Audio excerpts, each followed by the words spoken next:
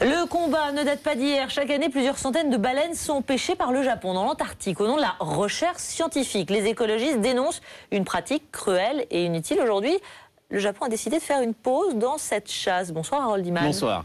Qu'est-ce que c'est que ce changement de stratégie? Comment peut-on l'expliquer? Bien, alors à la base, il faut un peu se mettre en tête ces images de baleines que l'on extrait de la mer. C'est assez traumatisant pour pas mal de gens, mais bon, même si on pouvait accepter cela, cela réduit le stock de baleines. C'est une espèce en danger. Et donc, voilà que des ONG viennent empêcher la pêche normale. Ils entourent les bateaux et ils se lancent dans des combats de jets d'eau contre les navires baleiniers. Alors, comment ça se présente pour le Japon? Le Japon a une flotte avec de 4 navires, c'est censé être une flotte scientifique, dont un navire-usine. Hein. C'est pour du scientifique, on n'a pas besoin d'un navire-usine.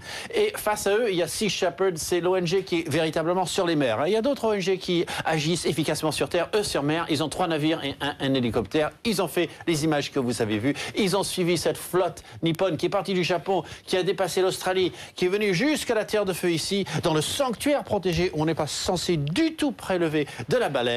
Mais ils ont obtenu une exception. Ils ont demandé 1000 baleines pour l'étude scientifique tous les ans. Il leur faut 1000 pour voir s'ils peuvent recommencer l'année prochaine.